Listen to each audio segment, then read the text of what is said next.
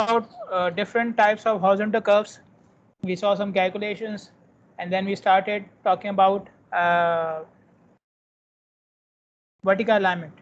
The vertical alignment is made up of gradients and vertical curves. So last time I showed you a design table which can be used for the selection of gradients. Okay.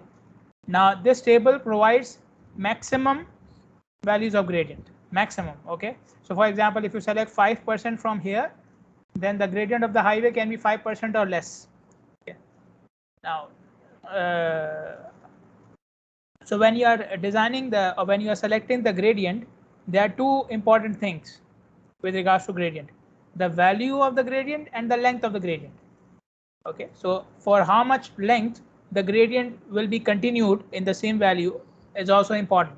For example, if you select 8% gradient from here and you decide that okay, the highway is 5 kilometers long, so in the 5 kilometers length I will not change the gradient, it will remain 8% from start to end. For cars it is valid, there is no problem with it with this approach. But if you are talking about trucks, heavy vehicles, then there is a problem. Okay, heavy vehicles cannot maintain their speed on gradients. So if they are forced to go along a constant gradient for a long, they keep on reducing their speed until they reach a very low value. So if you keep on increasing the length of the gradient, the heavy vehicles on the gradient will keep on reducing their speed until they reach a very low value. Okay, so if you maybe for the first few hundred meters, the truck may maintain a speed close to the design value or initial value, but for the rest of the 5 kilometers, the truck will be moving at a very slow speed. Okay, maybe 4 or 4.5 kilometers, the truck will be at a very slow speed. So if the truck is at slow speed, that means it is reducing the speed of everybody else on the road as well. Okay, so it is important that once you find out the value of the gradient, then you find out after how much length I should start to reduce it. Okay, so it will be 8% for a few 100 meters, then you will reduce it to maybe 7.5% or 7% for a few meters, and so on and so forth. So what is the logic here? The logic is when you reduce the gradient, the trucks will regain some of their speed. Okay, so that's why in the table the maximum value of gradient is given, but then you have to decide for after how much length you will start to reduce the value of the gradient so that the trucks do not go to a very slow value, to a very slow speed. How to decide the length of the gradient? We have some figures here. Okay, now this is a figure given for a truck, reduction in speed of a truck, which is entering the gradient at 70 miles per hour. Okay, so on the y-axis you see the speed, on the x-axis you see the length of the gradient, and each curve is showing a different gradient. Okay, so for example, if the truck enters at 70 miles per hour on a 1% gradient, okay, so in a distance of 10,000 feet, the speed will be reduced from 70 to almost 60. Okay, if the gradient is 2%, then in 10,000 feet, the speed will be reduced from 70 to 50 miles per hour. Okay, and so on.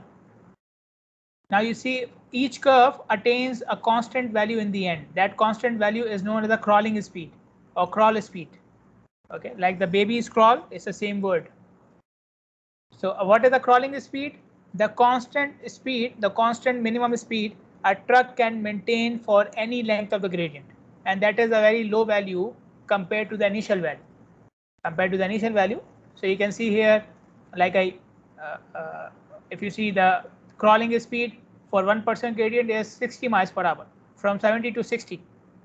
For 2% it is even below 50, 58 or 59 something. Oh, sorry, 48 or 49. From 70 to 48 or 49 for 2% gradient, and so on. Okay. So how much reduction in so we don't want to reach up to the crawling speed. We don't want the length of the gradient to be so long that the truck reaches the crawling speed, because that is a very large reduction in the speed. Okay, so how much reduction in speed is allowed? 15 miles per hour.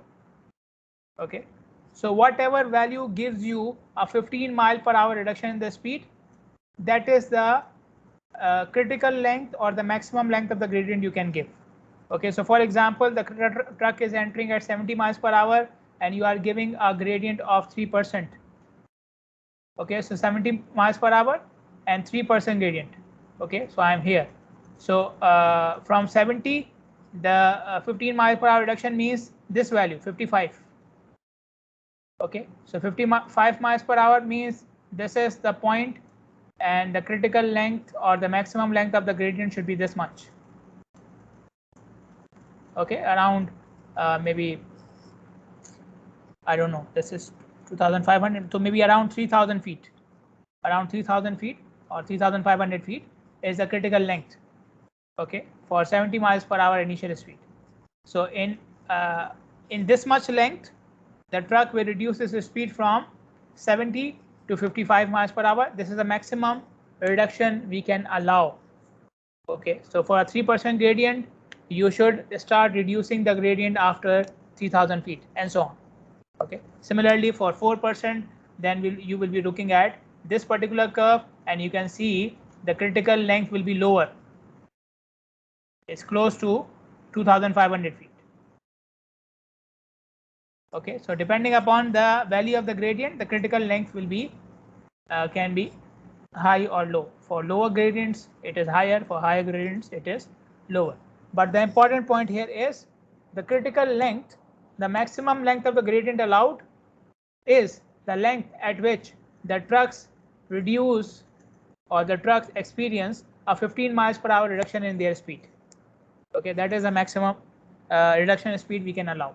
Okay, provided, so there is a condition, provided that the initial speed was 70 miles per hour. The initial speed was 70 miles per hour, maybe more than 70 miles per hour. Then you can allow up to 15 miles per hour reduction in speed. If the initial speed of the truck was 60 miles per hour or any value below 70 miles per hour. If the initial speed of the truck, the initial design speed of the road is below 70 miles per hour, then the maximum reduction allowed is 10 miles per hour. Okay, so for 70 miles per hour or more design speed, maximum reduction in speed is allowed 15 miles per hour. For a speed below 70 miles per hour, maximum reduction in speed allowed is 10 miles per hour. Okay, so whatever length gives you that much reduction, you will stop at that length. Okay, for the gradient. Now, how can I find out the critical length of a speed which is below 70 miles per hour? You can see here all curves are starting from 70 miles per hour. I have another figure for that. I will show it to you later on. But how can I use this one? For example, your initial speed is 60 miles per hour. Your initial speed is 60 miles per hour. So you draw the first point as 60 miles per hour. This is your first point. Okay, and let's say your gradient is 2%. Okay, so this is your initial point, initial speed 60 miles per hour, gradient 2%. So this is your initial point. From this, I can allow 10 miles per hour reduction. So from 60, 10 miles per hour means this value. 10 miles per hour means reduction. So from 60 to 50, 10 miles per hour reduction is this value. So this is my initial point and this is my final point. You take the difference of these 2 points. This will give you the critical length. Okay, so you can use these curves for a speed of less than 70 miles per hour as well, but then you have to adjust the initial point. Okay, and the final point will be when you have 10 miles per hour reduction from that value. Okay, there's another curve which is much easier to use, which is this one. So y-axis the gradient, x-axis length, and the curves are for reduction in speed. So if you are going for 15 miles per hour reduction in speed, look for points along this curve. If you are going for 10 miles per hour reduction in speed, look for points along this curve. Simple. Okay, so for example, the truck has an initial speed 70 miles per hour.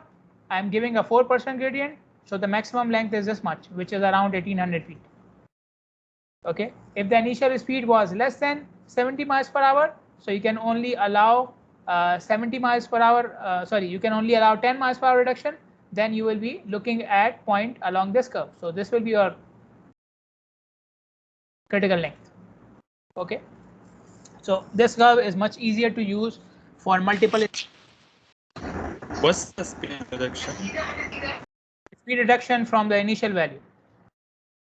When the trucks enter the gradient, what was the initial value? And the reduction means what will be their final value when you reach this much length. Okay. Okay. Thank you. Any other question? Let me show you an example, then I will ask for the questions. So a rural freeway, rolling terrain, design speed 60 miles per hour. What is the longest and steepest gradient we can include on this facility? Longest means the length, steepest means the value of the gradient. So what maximum gradient I can give and to how much length I can give that gradient. Okay, on this freeway, which is a rural freeway, rolling terrain, design speed of 60 miles per hour. So first of all, find out the value of the gradient. Okay, and for that, I showed you this table. Rural freeway, bottom, this one. Rolling terrain, this row. 60 miles per hour design speed, this column. So my my gradient, maximum gradient is 4%. So the steepest gradient I can give on this highway is 4%. 4%. Okay. Then I come here. Okay, I will use this one because it's easier to use, like I said earlier. 4% gradient. Since 60 miles per hour reduction, 60 miles per hour is the speed. So I can allow 10 miles per hour reduction. So my longest gradient can be up to this value. Okay, which is around like 1200 feet. But if somebody comes and says, fine, I can also allow up to 15 miles per hour reduction as well, then the longest gradient will be up to this value. The length of the gradient can be up to this value, which is around 1800 feet. Okay, so this is how you determine the length of the gradient and the value of the gradient. Any questions, any problems, any queries? Clear? Okay.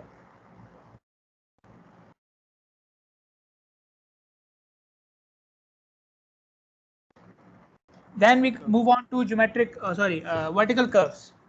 Vertical curves. Vertical curves are mainly two types, crest and sag.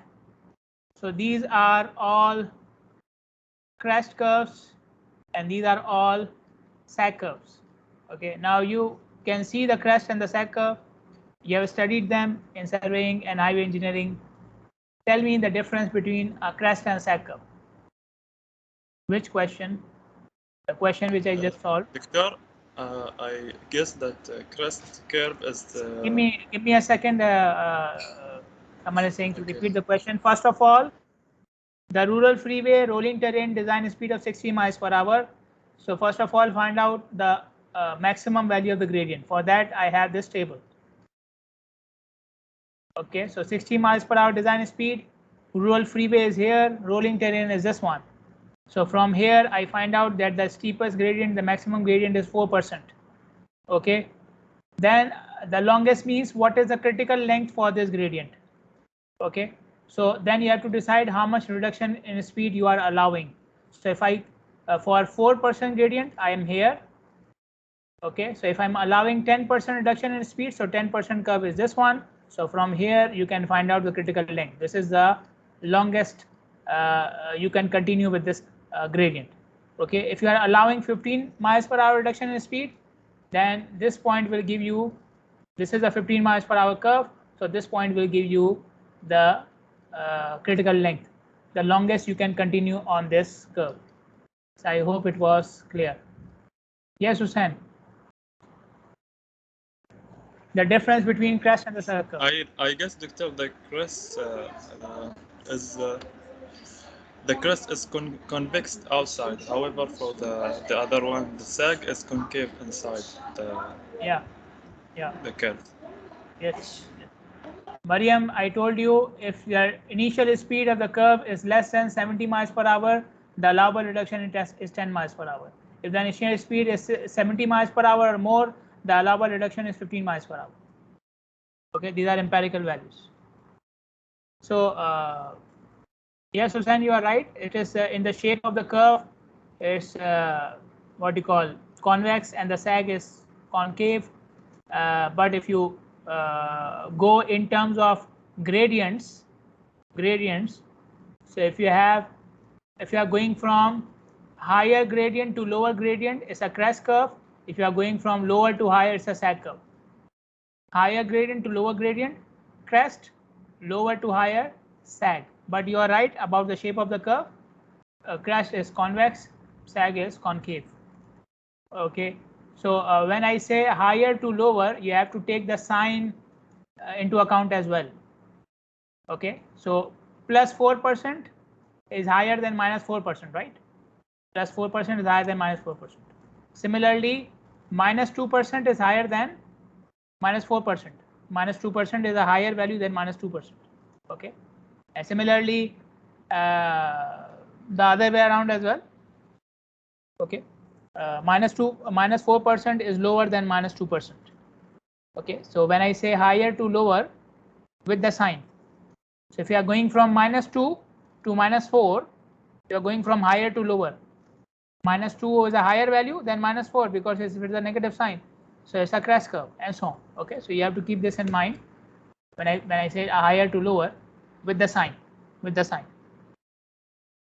Okay, important points on the curve. 3 important points: VPC, VPI, and VPT. VPC, VPT, and VPI.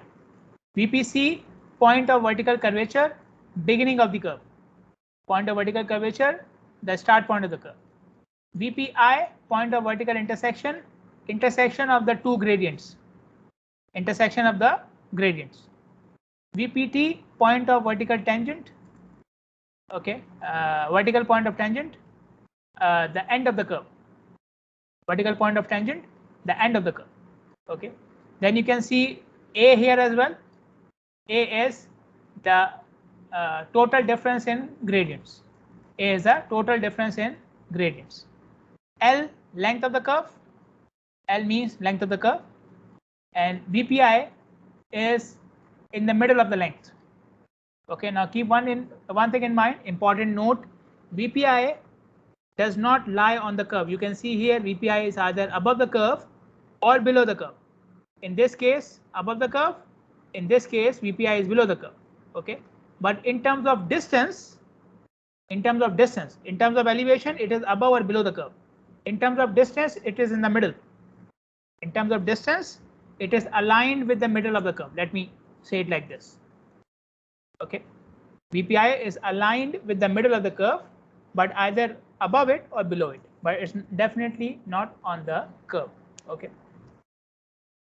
now we said earlier, another important point: length of the vertical curve is measured along level axis or horizontal axis.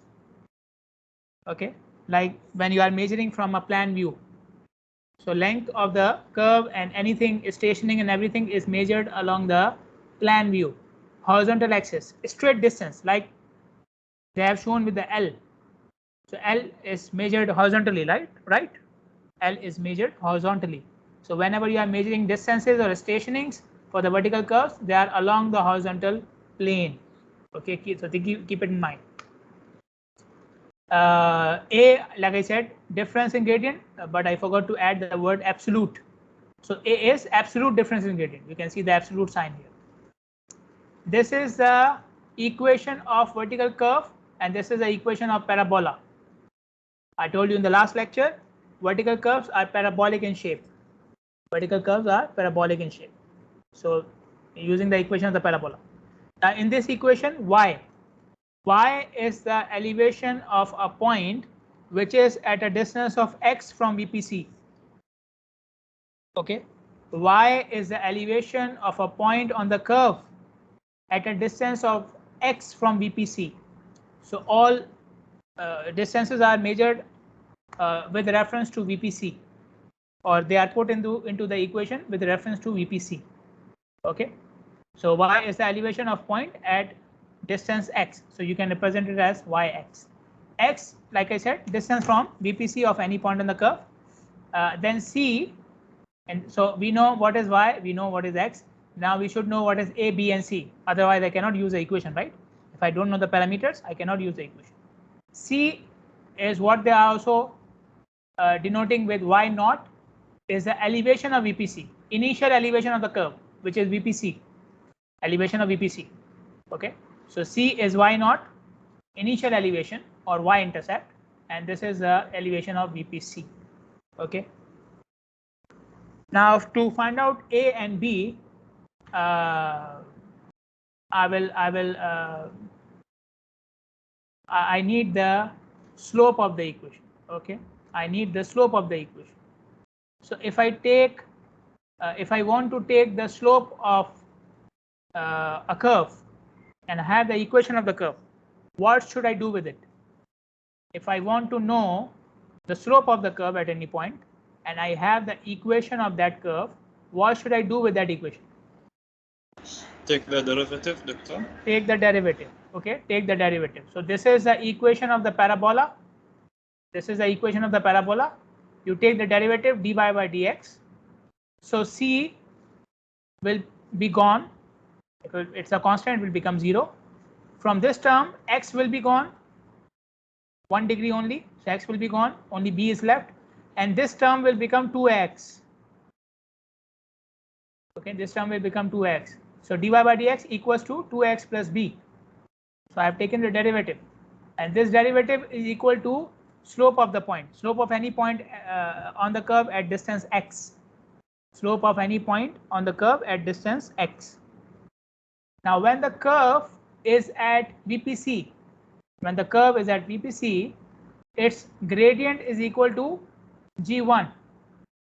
When the curve is at VPC, when it is connected with the first point of the curve, its gradient is g1, its slope is equal to g1, okay, the first gradient, and x will be 0 because x is measured from VPC. So x will be 0 and this whole term will be equal to g1. Okay, so putting this whole equal to g1 and then putting x equal to 0 because we're talking about VPC. So b equals, so you can see I've done this here. So b equals g1 upon 100.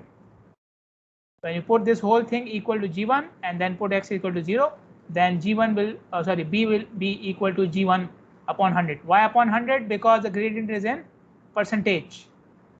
The gradient is in percentage. So that's why g1 upon 100. Okay, so don't get confused with 100, just to convert percentage to fractions. Okay, so I have the value of C, I have the value of B. Now I need the value of A. Okay, so you took the first derivative of this equation, you got the equation for slope dy by dx. If you take the second derivative of this equation, second derivative, it will give you change in slope. So the first derivative was change in rate of change in height, rate of change in elevation, the slope, rate of change in elevation is slope. Second derivative, rate of change of slope. Second derivative will be rate of change of slope. So if I take the second derivative of this equation, meaning derivative of this one, so b will be gone, it will be 0, and this one x will be gone, and you will be only left with 2a. So rate of change of slope for this parabola equals to 2a. Rate of change of slope equals to 2a. And what is rate of change of slope for a vertical curve? So du square y upon dx square equals to 2a. Rate of change of slope, change in slope upon length. Rate of change in slope means what? Change in slope upon length. Okay, so change in slope is g2 minus g1 upon length of the curve, and 100 is again to convert the percentage. G1, G2 are in percentage, so to convert that, we have this one. So A equals, you just take 2 on the other side, so A equals this. Okay, so now I can expand the equation of parabola using the parameters of the vertical curve. Okay, so the simple equation was this one, x square plus bx plus c. Now I expanded it by using the value of a, b and c. So yx meaning elevation of any point on the curve at distance x equals to, this was the a value into x square, this is the b value into x, and this is the c value. Okay, meaning the elevation of VPC. Okay, so now we can now use this equation instead of the general form. We will use this equation because now it has the parameters of the vertical curve. Okay, on a vertical curve, the highest point of the curve or the lowest point of the curve are important. The point of the highest elevation and the point of the lowest elevation is important. Again, a very important note. A very important note. The point of highest elevation or the lowest elevation may or may not be in the middle. Most of the times, the point of highest elevation or lowest elevation will not be in the middle. Okay. For example, take this curve, this one. The highest point is this one. Let me call it point 2, and the lowest point is this one. Let me call it point 1. Okay, so the highest point is basically which point? What did we call point 1? What is point 1 here? Point 1 means what? Point of vertical intersection. Yeah, VPC, right? VPC. And what is point 2?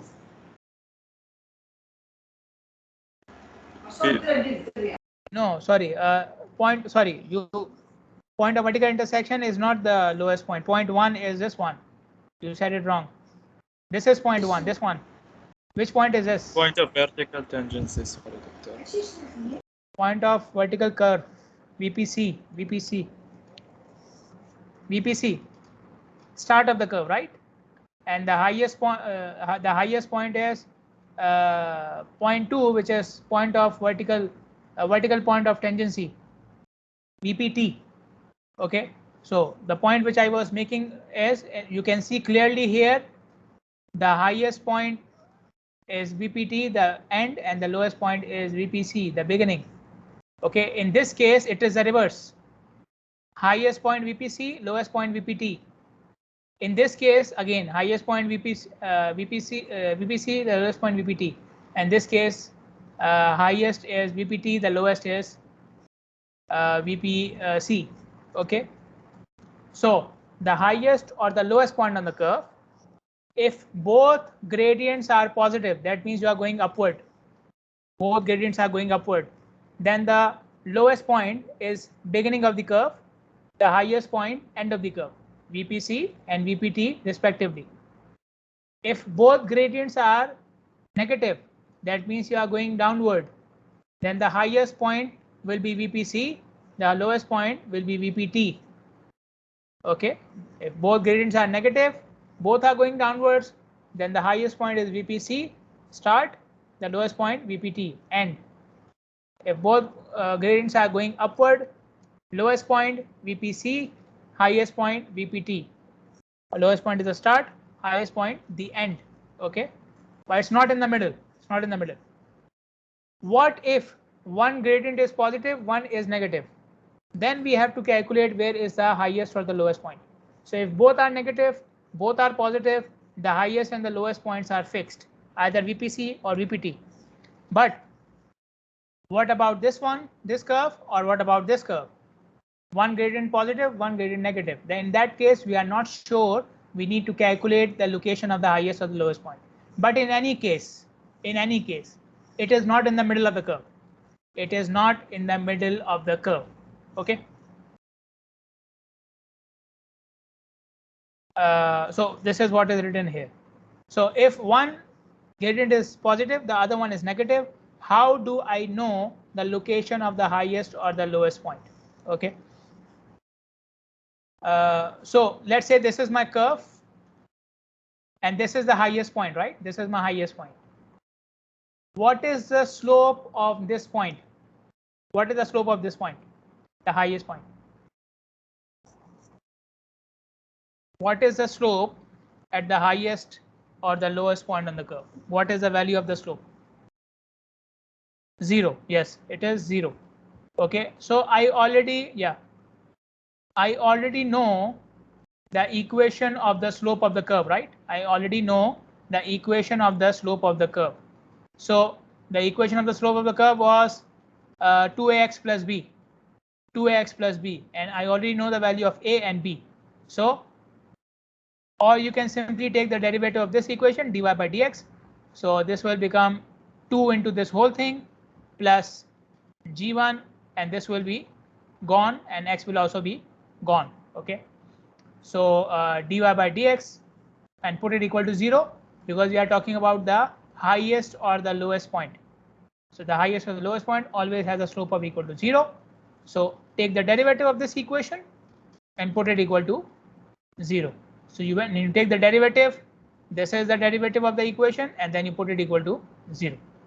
Then you rearrange the equation of, sorry, this x will not be here. And you take the derivative, x will be gone. Okay, so make this correction in the slides. There is no x here. There is no x here. Okay, so this whole thing becomes equal to 0. So now you can take x on the left hand side, everything else on the right hand side. So this is the equation, g1L upon g2 minus g1, and there's a negative sign here as well. L is the length of the curve, g1 initial gradient, g2 final gradient. Okay, so x is the distance of the highest point of the curve or the lowest point of the curve measured from VPC. So x is measured from VPC. So if I say x is 300 feet, 300 feet from VPC. Okay, keep this in mind. Now, why I am calculating the position of highest or the lowest point? This is done to ensure the clearance of the road from any overhead or underground structure. Okay, so for example, this is your curve, and above the curve you have a bridge, or above the curve you have a cable or a pole or pedestrian bridge or anything. Okay, or let's say this is your curve, and below the curve you have another road, a tunnel, or any underground object like a pipeline or something. Okay, so you must maintain enough clearance between the road which is passing through your curve and anything which is above that, or the road which is passing through your curve, or anything which is below that. Okay, so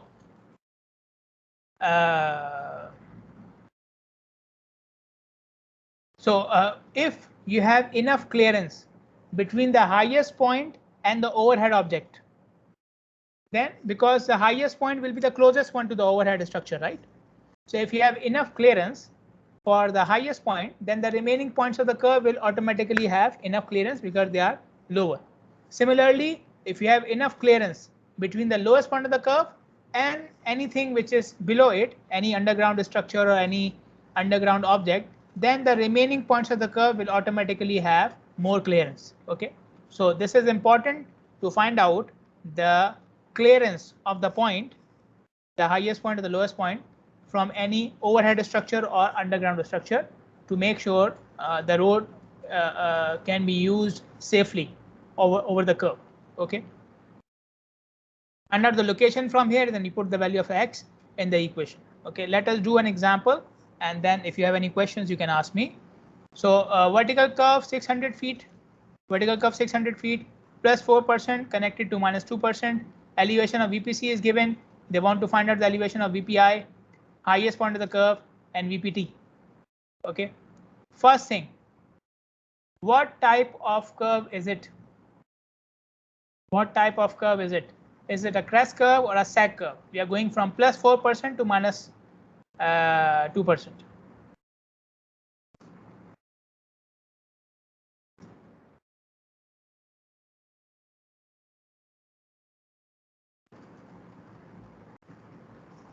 Crest curve, yes, it's a crest curve.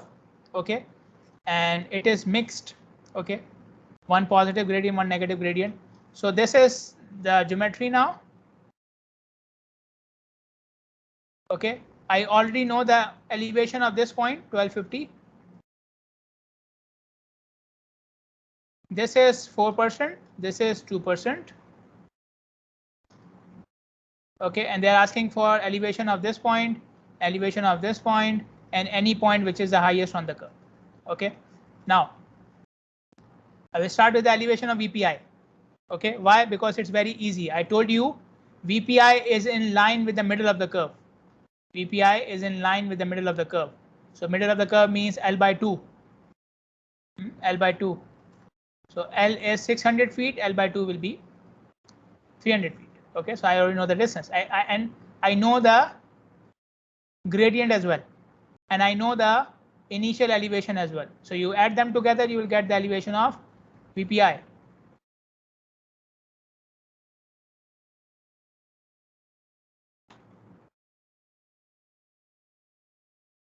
So VPI equals elevation of VPC plus y plus, because I'm going upwards. VPC is, G1 is upwards towards VPI.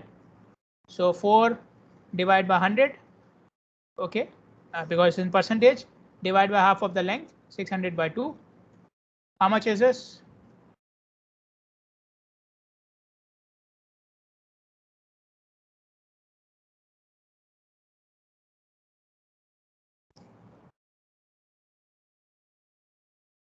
Zara, when you are going from higher gradient to lower gradient, it is crest curve. Okay, so plus 4% minus 2%, higher to lower, crest curve. Okay, give me the value of VPI elevation.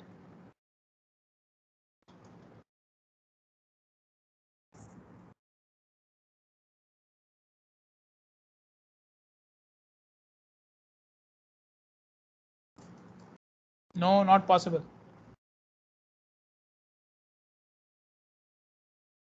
$1250 plus 4 by 100 into 600 by 2. I think you forgot to divide by 100, I think. 1262, yeah, 1262. Okay, then for VPT, now I have this one, right? VPI is this one. Then from VPI you can calculate VPT. From VPI elevation you can calculate VPT. Again, the length will be half. The distance will be half of length. And the gradient is 2% now. The gradient is 2%. So 1262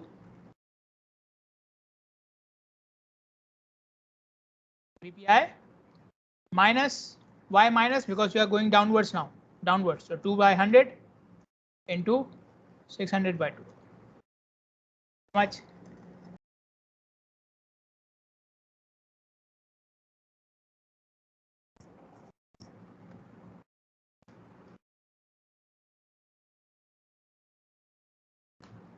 $1256. Okay, then for the highest point of the curve, okay, so I will first of all calculate where is the highest point. Where is the highest point? Okay, I need to calculate that. For that, I have an equation, which is this one, minus G1L upon G2 minus G1. So minus G1 is 4 into L 600 divided by G2 minus 2 minus 4. How much is this?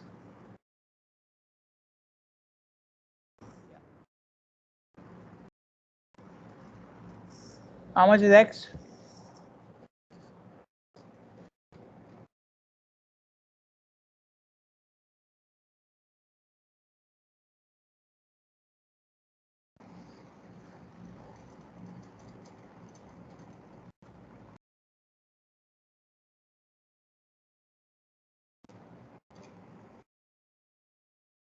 G1 into L upon G2 minus 400. Okay. So 400 feet. Then I already have the equation for Yx, the expanded form. Use that one. This one. Okay, so minus 2 minus 4 divided by 200 into 600 into 400 squared. This is X. Okay. Plus 4 divided by 100 G1 into X, which is 400, plus Y0 elevation of VPC 1250. How much is this?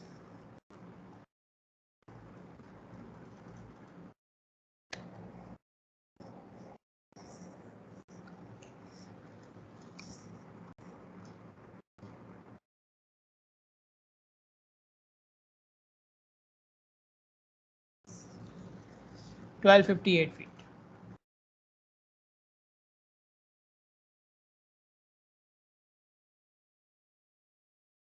Okay, so you can see it is more than VPC, more than VPT, but it is less than VPI because VPI is above the curve. PPI is above the curve, like I said earlier. Any questions, any problems, any queries, anything you want to ask?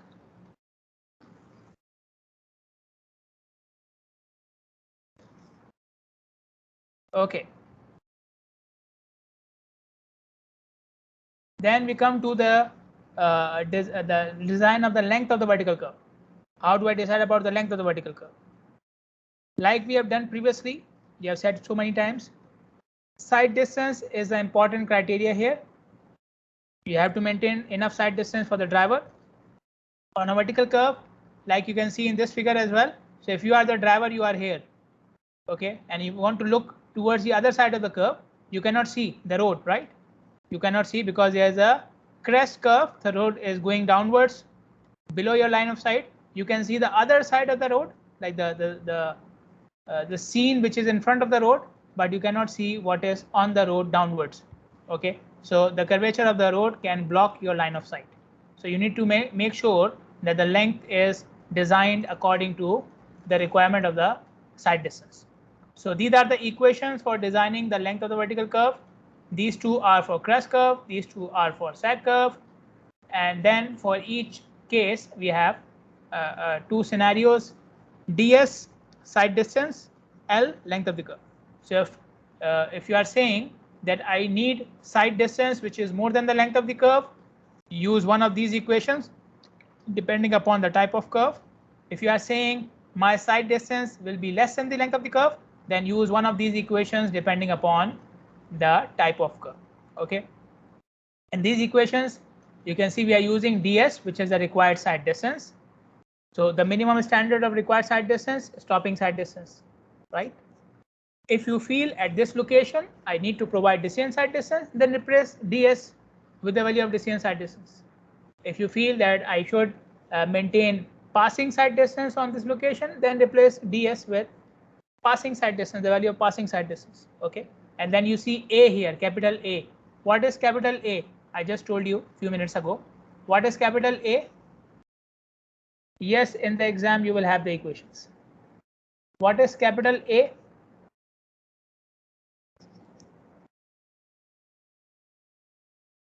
Anyone? G2 minus G1, absolute. Yeah, absolute. Good. Absolute difference in gradient. Okay. Now, in these equations are designed or derived for car drivers. Okay.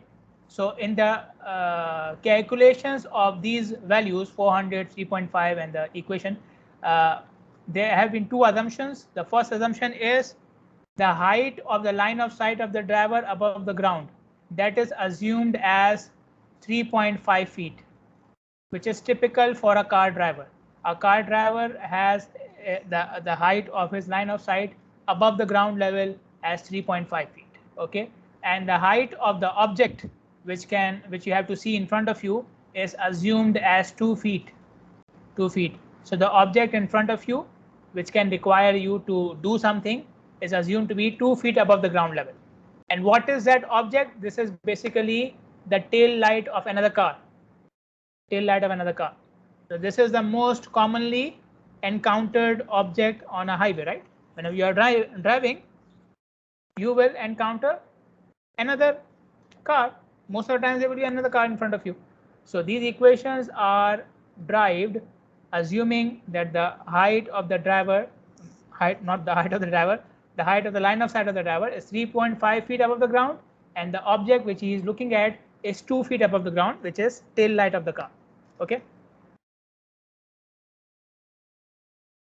Yeah. Another two more side notes in designing the equation for crest curve. These two equations, in designing these two equations, they are designed for daylight side distance, the side distance which you require during the daytime, because like you can see in this picture, the crest curve is actually blocking your line of sight itself. The curvature of the curve is blocking your line of sight. If I go here, so if you are at this point, the curvature can block your line of sight. Okay, so in terms of crest curve, the curvature itself is the blockage of the line of sight. Okay, so they are designed for daylight saving time or daylight time. And if you want to see an example, if you are coming back, if you are on Sheikh Salman Highway, coming from Zalak to Clock Tower, coming from Zalak to Clock Tower on Sheikh Salman Highway, after you cross the, after you come from Zalak, I think the first roundabout is after a crest curve. Okay, it's after a crest curve. So when you're going towards the roundabout, you will see the crest curve, and you cannot see what is on the other side. Okay, for a sag curve, the equation is designed for nighttime vision. For nighttime vision without any street lights, because that is the critical time. On a sag curve, you are basically coming like this. You are coming like this. So you are at higher elevation. So during daytime, there is no problem of sight, because you are already looking at the things from a higher elevation. So you are at a better position to look at the entire curve. During night time, your line of sight is restricted because of the angle of your headlights. Your headlights are inclined, right? Because your car is moving downwards. So your headlights are showing only a part of the road which is at an inclination. And as I said, we are assuming the worst scenario, no street lights. Okay, so the equation for sag curve is designed considering that you are driving during night time and your vision is only provided by the headlamps or headlights of the car, which are inclined downwards. Okay, so these are some of the side notes, important points about these equations. And if you want to go in details, then you can look for some other books. Okay, this is a very simple problem. You must have done it in the highway course as well. So again, like I did yesterday, attempt it, show it to me in the next class. If there's any problem, I will discuss it in the class. If you don't attempt it, I will just skip it. Okay, but it's very simple. It's not a complicated problem like the spiral curve. It's very simple, very easy. Okay, so but I wanted to attempt it, show it to me in the next class. If there are any problems, I will discuss it. Okay, so any questions, queries, suggestions, any problems, anything you want to say? Everything is clear, satisfied? Okay, then thanks for listening, thanks for participating. Have a nice day. Have a nice day tomorrow as well. See you on Thursday, inshallah. Welcome all of you. Assalamu alaikum.